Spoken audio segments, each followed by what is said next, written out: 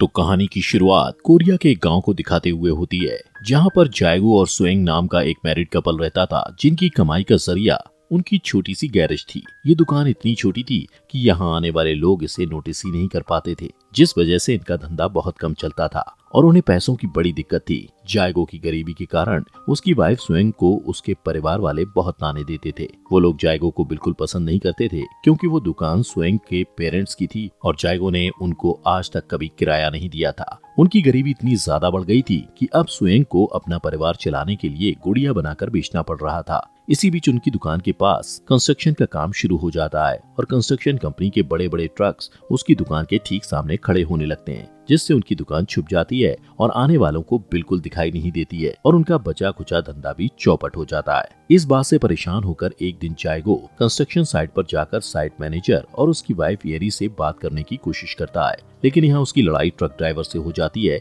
जिसमें वो गलती से मैनेजर की बेटी को गिरा देता है। इस बात से नाराज होकर वो लोग उसे उठाकर पुलिस स्टेशन पहुंचा देते हैं, जहां एक ऑफिसर उसे कहता है कि उसकी शॉप ठीक से नहीं चलती तो उसे किसी और को जिम्मेदार नहीं ठहराना चाहिए। तभी एक ऑफिसर आकर बोलता है कि वो दुकान जायगो के ससुर की है और वो उस शॉप को बेचना चाहते हैं। फिर पुलिस उसे वार्निंग देकर छोड़ देते हैं। घर लौटते वक्त रास्ते में उसे एक आदमी परेशान दिखता है। दरअसल उसका ट्रक खराब हो चुका था और वो उसे कबाड़ वाले के पास बेचना चाहता था। तभी जायगो उसे बताता है कि इस ट्रक के वॉल्व बदल दिए जाएं तो उसे कुछ और साल आराम से चलाया जा सकता है। घर पहुंचकर जायगो अपनी वाइफ से पूछता है कि क्या सच में उसके डैड इस दुकान को बेचना चाहते हैं, जिस पर वो कहती है कि किराया नहीं मिलने की वजह से उसके डैड अब परेशान हो चुके हैं। ये सुनकर जायगो को गुस्सा आता है और वो चुपचाप घर से बाहर निकल जाता है। वो पास की शॉप से कुछ सिगरेट्स और बियर खरीदना चाहता है, पर पैसे कम होने के कारण वो सिर्फ सस्ते ब्रांड की सिगरेट्स ही खरीद पाता है। दुकान की मालकिन एक ओल्ड लेडी थी, जिसकी पोती को जायगो एक बार स्कूल छोड़ने गया था। उसका शुक्रिया अदा करने के लिए वो अपनी पोती के हाथों जायगो को फ्री में बियर की कैन भिजवा देती है। दुकान के बाहर बैठा जायगो बियर और सिगरेट पी रहा होता है कि तभी वहाँ मिस्टर मन नाम का एक स्क्रैप डीलर आकर जायगो को मारने लगता है, क्योंकि जायगो की वजह से उस ट्रक का स्क्रैप यानी कबाड़ उसे नहीं मिल पाया था, जिसे उसने बाल बदलने की सलाह दी थी। सीन शिफ्ट होता है।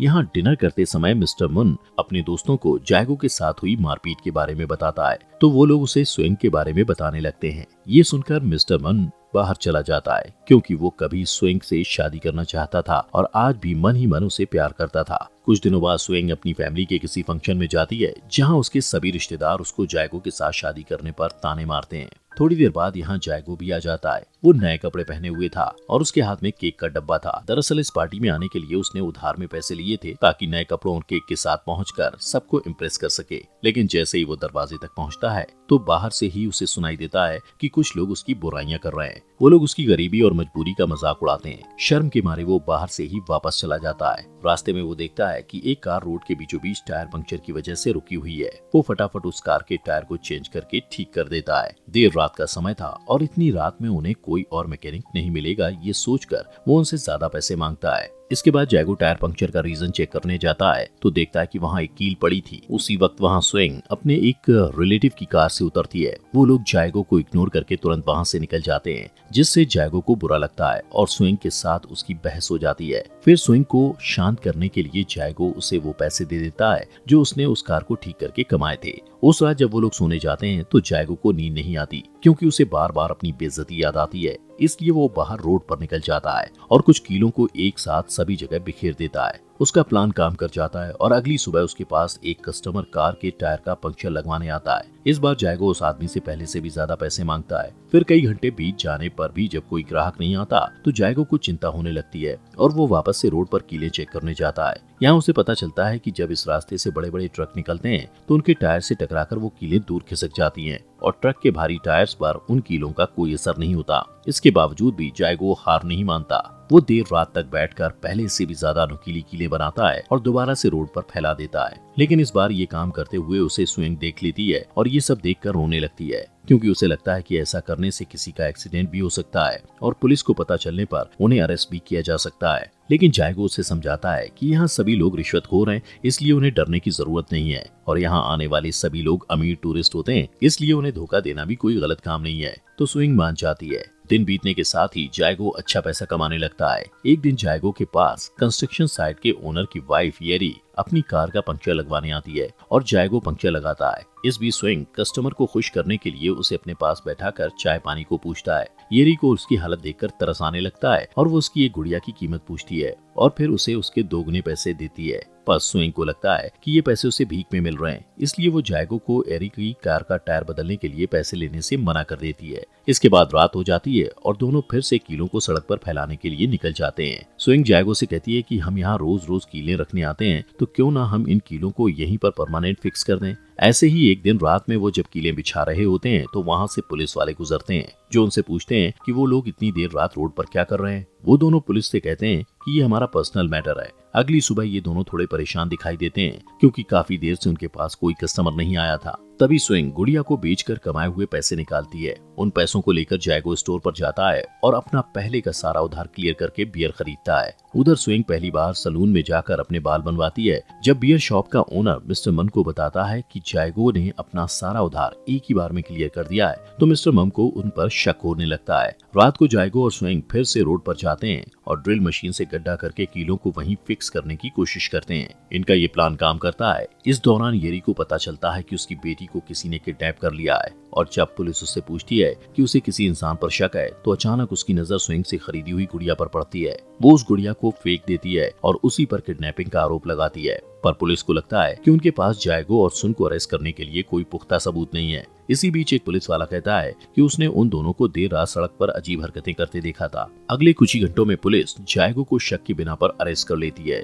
जहां स्विंग रोते हुए कहती है कि हमने कोई किडनैपिंग नहीं की। इसके बाद जायगो से पुलिस स्टेशन में पूछताछ की जाती है और दूसरी तरफ कुछ पुलिस वाले उसकी दुकान पर तलाशी लेने जाते हैं। स्विंग के डैड को दुकान का मालिक होने के कारण बुलाया जाता है, पर वो अपनी बेटी और दामाद को सपोर्ट करने के बजाय अपनी बेटी की इंसल्ट करता है कि उसने जायगो जैसे आदमी को चुनकर अपनी जिंदगी खराब कर ली। काफी जांच पड़ताल के बावजूद भी पुलिस को इनके खिलाफ कोई सबूत नहीं मिलता, इसलिए वो जल्द ही जायगो को छोड़ देती है, वो भी बिना कोई चार्ज लगाए। एक पुलिस ऑफिसर उससे माफी मांगते हुए उसे घर तक छोड़ने जाता है। अगले दिन जायगो फिर से अपना औजार तैयार करता है, क्योंकि उसके यहाँ न आने की वजह से उनका काफी नुकसान हुआ था। उसे परेशान देखकर स्विंग कहती है कि चिंता की कोई बात नहीं, जल्दी सब ठीक हो जाएगा। वहीं दूसरी ओर मिस्टर मन पुलिस के साथ बैठा हुआ बात करता है कि जरूर जायगो कुछ छुपा रहा है, लेकिन पुलिस बिना सबूत के कुछ नहीं कर सकती थी। वो पुलिस से उसकी दुकान पर नजर रखने के लिए कहता है। तभी रात जब स्विंग रोड पर कील ठोकने के लिए जाती है, तभी मिस्टर मन उसे देख लेता है। जैसे ही वो वहाँ से चली जाती है तो मिस्टर मन रोड पर जाता है और वहाँ पर लगी कीलों को देखकर सब कुछ समझ जाता है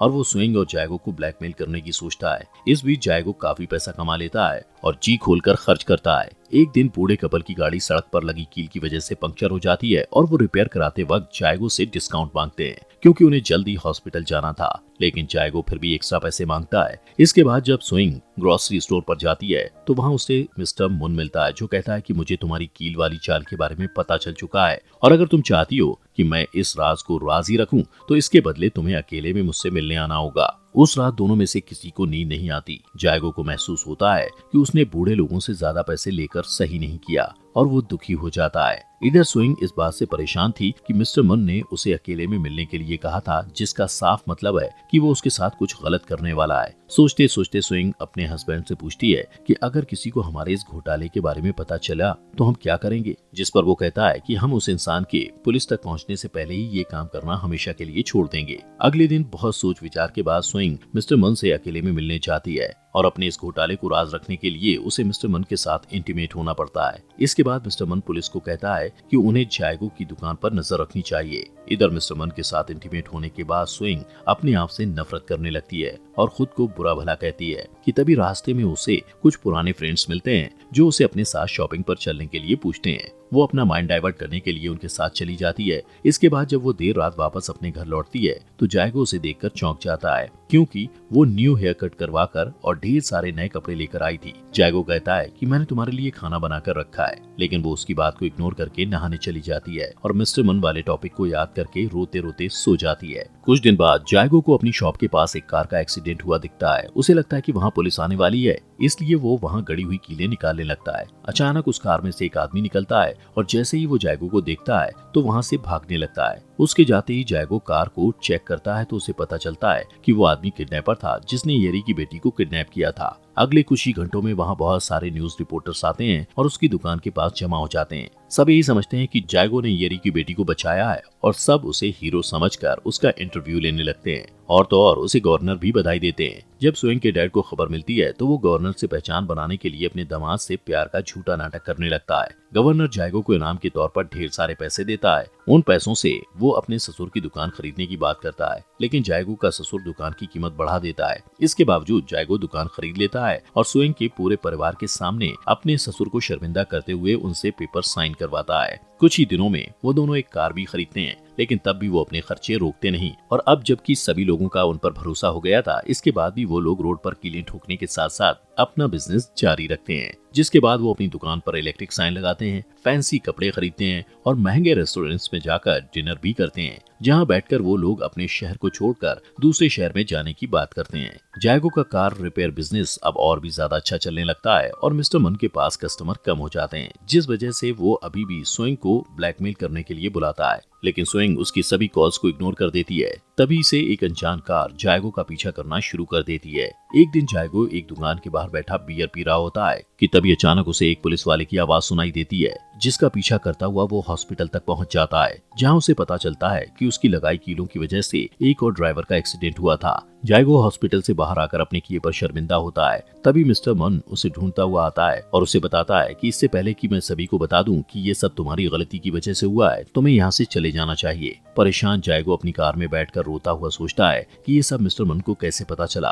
तभी उसे समझ आता है कि मिस्टर मम उसके बारे में हमेशा से जानता था। वो परेशान होकर जल्दी से घर आता है और घर पहुंचते ही सबसे पहले अलमारी में रखे पैसे निकालकर जलाने लगता है, जो स्वेंग ने बचा कर रखे थे। स्वेंग रोते हुए उसे रोकने की कोशिश करती है और तभी वो जायगो को बताती है कि मिस्टर मुन को मुंह बंद रखने के लिए उसे अपने आप को उसके हवाले करना पड़ा था। स्वेंग जायगो से कहती है कि ये सारे पैसे हम दोनों ने मिलकर बहुत मेहनत से कमाए हैं, इसलिए मैं तुम्हें ऐसे जलाने नहीं दूंगी। सारी बातें जानकर जायगो को बहुत दुख होता है कि उसकी वाइफ ने चंद पैसों के लालच में उसे धोखा दिया था। इसलिए वो उन सभी पैसों को स्वेंग के पास छोड़कर रोता हुआ घर से बाहर निकल जाता है और रोड पर जाकर अपने हाथों से उन कीलों को निकालने की कोशिश करता है, लेकिन वो इतने बुरी तरीके से अंदर घुसी थी कि उन्हें आसानी से निकालना मुश्किल था। अगली सुबह जब स्वेंग नए कपड़े पहनकर मेकअप कर रही होती है तो जायगो एक ट्रक किराए पर लाता है और उस रोड पर चलाता है ताकि उस ट्रक के वजन के साथ सारी कीलें हमेशा के लिए धंस जाएं। दोस्तों, हमारे फॉक्स एक्सप्लेनर हिंदी चैनल को सब्सक्राइब करना मत भूलना।